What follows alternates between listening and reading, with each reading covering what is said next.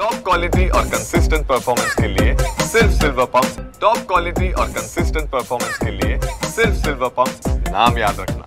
रायगड जिल्ह्याला red alert जारी करण्यात आलेला आहे आणि त्याचा फटका कुठेतरी रायगड वासियांना बसताना दिसतोय। सध्या मी रोहा तालुक्यातील खाम परिसरामध्ये आहे। या नागरिकांच्या घरामध्ये कशा पद्धतीमध्ये पाणी घुसलेले आपण पाहू शकताय। अचानक आलेल्या या पावसाच्या पाण्यामुळे नागरिकांची पूर्णतः तारांबळ उडालेली आहे। त्या घरामध्ये आपण जर पाहिलं तर पूर्णतः सामान जे आहे ते त्यांचं अस्ताव्यस्त झालेलं आहे। अचानक हे जे पुराचं पाणी आहे ते त्यांच्या घरामध्ये घुसलं। ते खाम नजीकचा हा परिसर आणि खाम नजीकच्या या घरांमध्ये जवळपास 4 ते 5 घरांमध्ये या पुराचा फटका जो आहे तो एकंदरीत त्यांना बसलेला आहे। या पावसाच्या पाण्यामुळे या नागरिकांच्या अचानक तारांबळ उडाली। सामान जे आहे ते आपण पाहतोय घरामध्ये पूर्णतः अस्ताव्यस्त जे आहे ते झालेलं आहे। अचानक हे पाणी आलं आणि त्यामुळे या नागरिकांचे तारांबळ उडाल्याचं चित्र पाहावयास मिळत आहे। रोहा तालुक्यातील खाम नजीकचा परिसर आहे। रायगड जिल्ह्यासाठी रेड अलर्ट जारी करण्यात आलेला आहे। त्यानुसार आपण जर पाहिलं तर रोहा असेल, खाम असेल, कोलाड असेल, या संपूर्ण परिसरामध्ये सध्या मोठ्या प्रमाणामध्ये नागरिकांना पावसाचा सामना करावा लागतोय आणि सकल भागातील जे काही घरं आहेत त्या घरांमध्ये सध्या पावसाचे पाणी जे आहे ते एकंदरीत शिरल्यामुळे या नागरिकांची पूर्णतः तारांबळ जे आहे ते उडालेली आहे।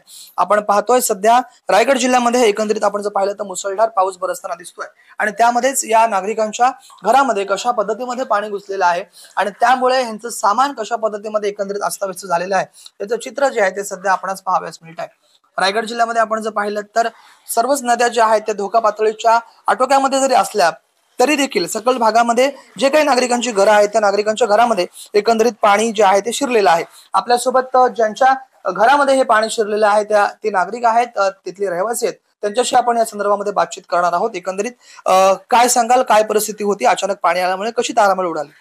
अचानक पाणी आल्यामुळे हे आपलं पाऊस ज्या थोडा जरी जास्त पडला की लगेच हे जे हायवेवाल्यांनी महामार्गाच्या कामावाल्यांनी जे गटार बांधलेत ते आणि त्या मोऱ्या पॅक झाल्यात, त्याच्यात गाळ साठलेला आहे, त्याच्यामुळे ते पाणी जात नाही हो, ते आमच्या रिटर्न इथे साठते घरांमध्ये। आपण पाहिलं तर महामार्गाच्या लगत असलेले घर आहे आणि महामार्गाच्या कामाचा फटका कुठेतरी या नागरिकांना बसतोय। आपण जर पाहिलं तर हे जे 4 ते 5 घरं आहेत त्या घरांना एकंदरीत खाम नदीच्या परिसरामध्ये हे जे पाणी आहे त्यांच्या घरामध्ये शिरलेलं आहे। राजवैशम पाण, टीव्ही9 मराठी, रायगड।